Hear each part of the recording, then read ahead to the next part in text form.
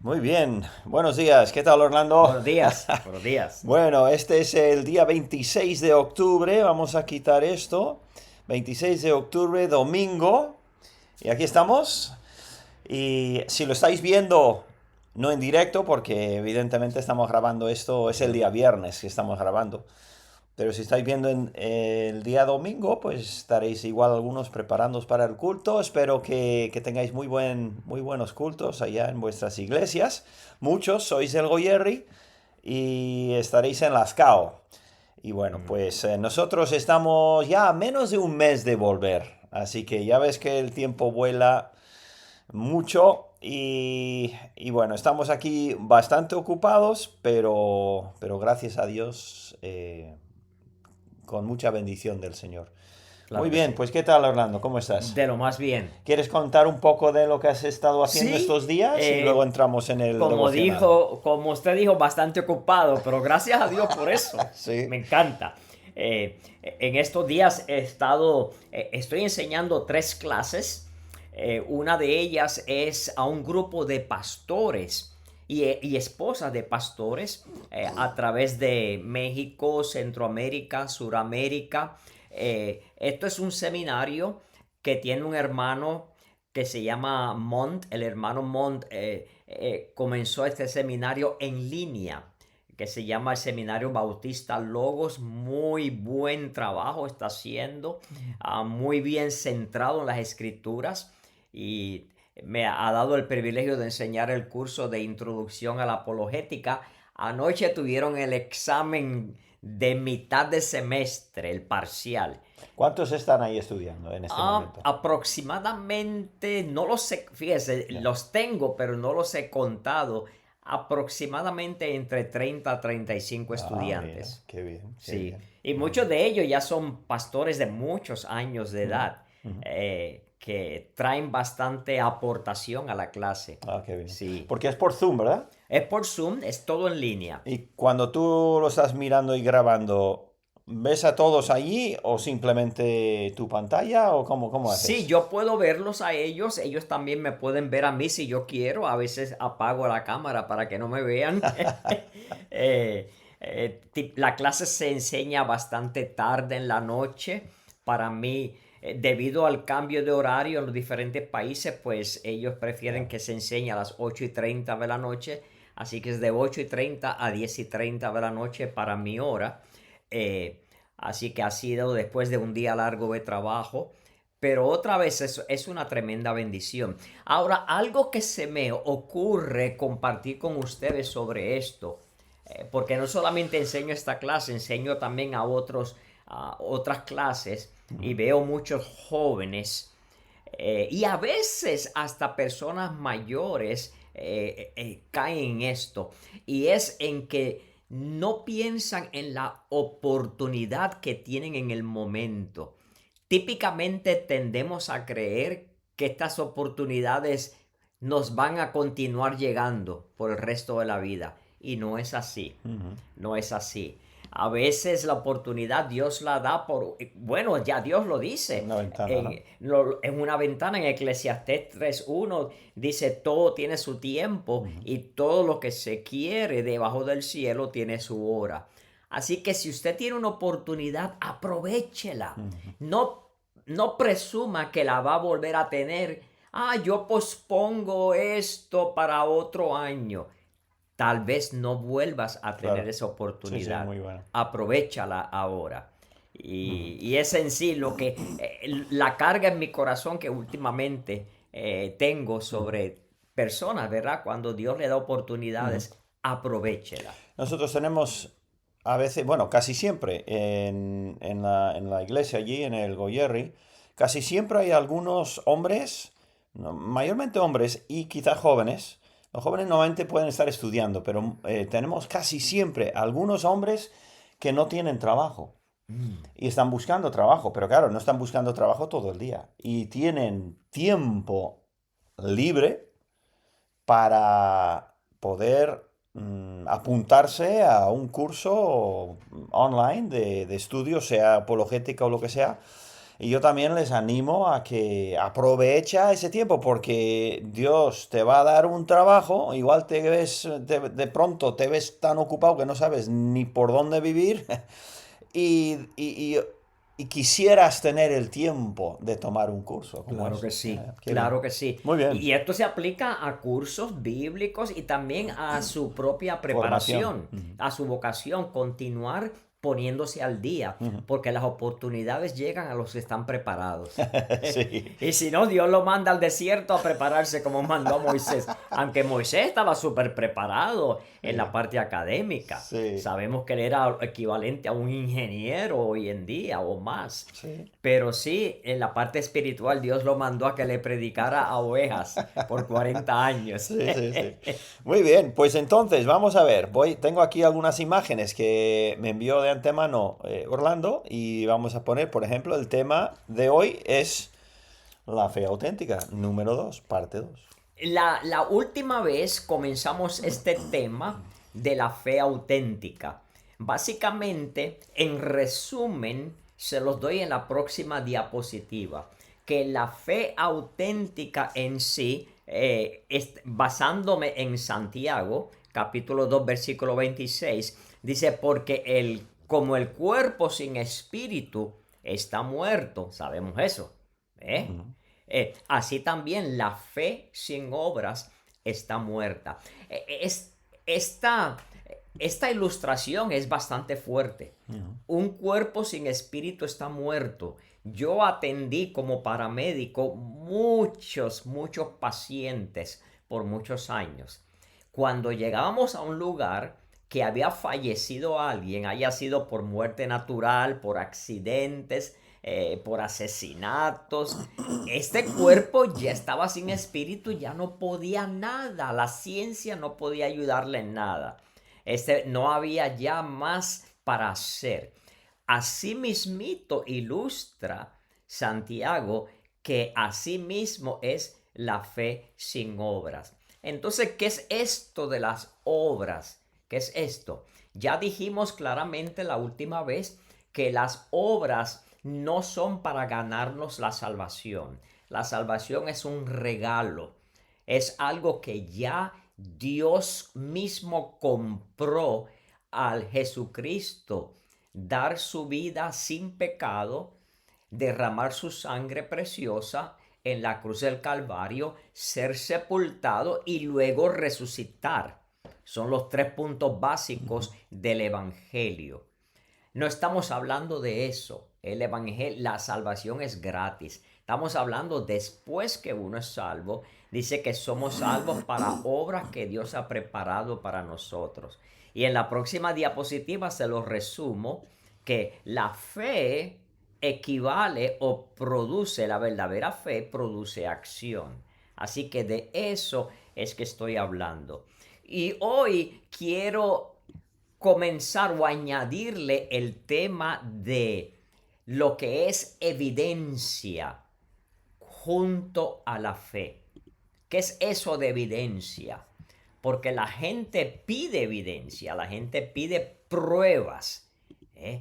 ¿Cómo podemos entonces nosotros concordar la fe con la evidencia? De eso se trata el corto devocional de hoy. Así que en la próxima diapositiva introducimos este tema, evidencia. Y si mira la próxima, mire lo que dice. Estamos hablando ahora de el ejemplo máximo que yo pudiera pensar. No yo, el autor del libro de Hebreos, en el capítulo 11, cuando nos despliega ahí los héroes de la fe, nos habla de Abraham. Abraham, Dios le había prometido que de él, de sí mismo, de su simiente, Dios iba a traer una gran nación. Ya usted conoce la historia, su esposa estaba estéril, no podía dar a luz, no podía quedar embarazada.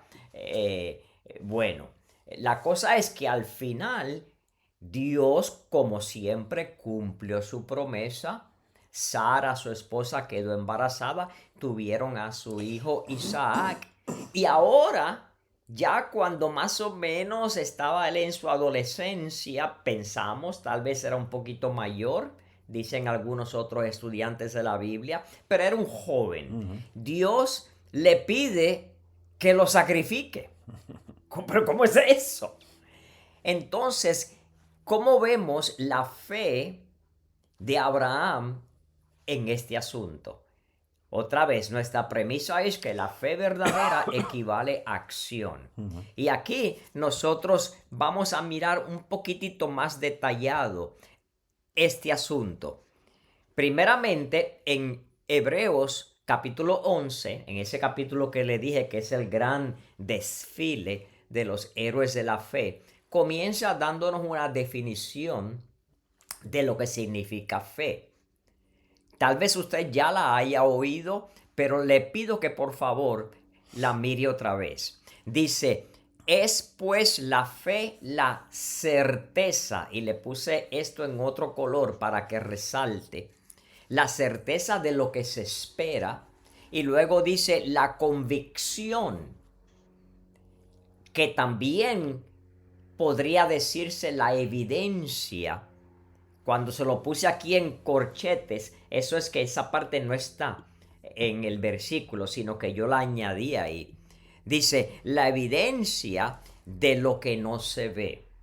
Así que eso de la convicción, en la traducción en inglés dice la palabra evidencia. ¿Qué es eso de evidencia? Bueno, en español, evidencia es un conjunto de pruebas.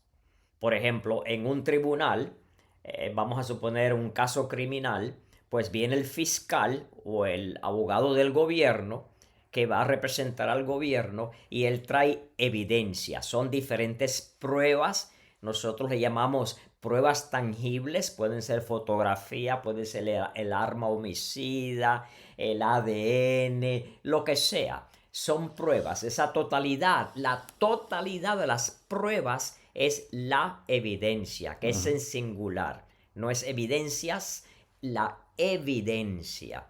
Así que ahora, ¿cómo vamos a concordar esto con la fe?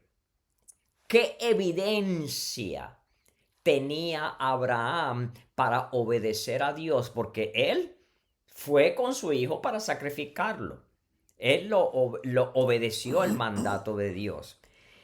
El punto que quiero traer, mis hermanos, es que la fe que Dios nos enseña en la Biblia no es algo a ciegas. Sin embargo, Dios elogia a aquel que cree sin ver, o sea, sin tener algo tangible. Y una cosa es hacer lo que Dios dice basado en lo que Él dice. Otra cosa es vivir por la vista. Dios elogia a aquel que no está mirando, pero que todavía confía. Pero la fe no es a ciegas. La fe tiene una base. Hay un razonamiento detrás de esto. ¿Cuál era la base de Abraham? ¿Cuál era la evidencia que Abraham tenía? La evidencia era la palabra de Dios, la promesa que Dios ya le había dado de que de su hijo iba a nacer o a salir una gran nación. Ya él tenía esa palabra, esa era la evidencia que él necesitaba, el respaldo. Así que cada vez que Dios nos dice que ejercemos nuestra fe, hay cierta evidencia, hay cierto razonamiento. Muchas veces Dios no nos dice la razón inmediatamente, pero Él tiene una razón para cada cosa que nos pasa en nuestras vidas. A veces nos da la razón, a veces no. Él es Dios, Él puede hacer lo que quiera. Ahora bien, en Romanos, que es el versículo que pongo abajo, le está especificando ese razonamiento de la fe o la evidencia de la fe. Dice Romanos 4:20. Dice Abraham al principio, y le puse 3 puntitos porque en el versículo en sí dice, hablando de él, de Abraham, tampoco dudó por incredulidad de la promesa de Dios, sino que se fortaleció en fe, dando gloria a Dios, plenamente convencido. Esto es en la mente. Dios nos dio un razonamiento. Él estaba plenamente convencido de que era también poderoso, Dios poderoso, para hacer todo lo que había prometido. ¿Me explico? O sea que detrás de la fe hay un tipo de razonamiento, aunque Dios no quiera compartirlo en el momento. La palabra de Dios es nuestra evidencia suprema. Cada vez que Dios nos dice que ejerzamos nuestra fe, es su palabra, es la evidencia. Ahora bien, mencioné que Dios tiene una razón para todas las cosas. También dije que a veces Dios no quiere compartir esa razón en el momento y que Dios elogia a aquel que aún así cree sin haber visto. Muy bien. Así que, habiendo dicho esto, les voy a dar unos ejemplitos de ciertas veces en la escritura cuando Dios nos da una razón. Y en la próxima diapositiva introduzco el tema de que esta evidencia a veces Dios permite usar algo extra bíblico. Extra bíblico, pero le voy a calificar esto en un momentito, que esto no es una cosa a lo loco. Dios es bien organizado en lo que Él permite y no permite. Ejemplos que tenemos aquí en lo que es extra bíblico, primeramente la escritura, esa es nuestra base, pero ¿qué cosas en la escritura vemos ejemplos de que son extra bíblicas? Bueno, ¿se acuerda cuando en Primera de Corintios capítulo 15, que es el gran capítulo de la resurrección?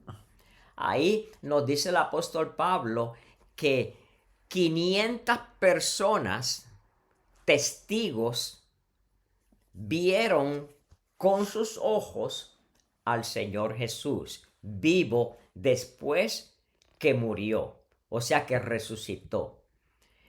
Él dice, algunos de ellos ya mueren, ya están muertos, pero hay algunos que todavía están vivos cuando él escribió la carta de Primera de Corintios. Y lo que quiero decir con esto es, mire, si no me cree a mí, vaya y pregúntele a esos que están vivos todavía. O sea, que son personas que es extra bíblico. Quiero decir, vaya y pregúntele a ver, y ellos le van a confirmar que ellos vieron a Jesús. Otro ejemplo de algo extra bíblico, y hay muchos ejemplos, pero uno de mis favoritos es cuando el apóstol Pablo le predicó a los atenienses allá en el Areópago. Él le citó a poetas paganos. Le voy a explicar. Dice porque en la predicación, que es un poquito, bueno, no es muy larga, pero para cortar, porque el tiempo es limitado, él dice, porque en Él vivimos, en Dios vivimos y nos movemos y somos, como algunos de vuestros poetas dijeron. Y aquí nos dice, porque linaje suyo somos también. En otras palabras, él está citando a un poeta que era un pagano. Pero lo que dice ese poeta en ese instante es correcto. Linaje de él somos linaje de Dios. ¿Cómo se conjuga esto con la fe? Que es el tema que estamos trayendo otra vez. Esto ayuda a entender que Dios nos da razones de diferentes maneras. A veces nos da razones dentro de su palabra. A veces nos da razones aún extra bíblicas que Él usa. Los cielos cuentan la gloria de Dios. Al mirar a los cielos ya podemos ver la gloria de Dios. Dice el salmista en el Salmo 19, versículo 1. Y el firmamento anuncia la obra de sus manos. Esto es algo que es mirando la creación. Todo, es que todo, me encanta ese versículo de Pablo ante los atenienses, porque en él vivimos y nos movemos y somos.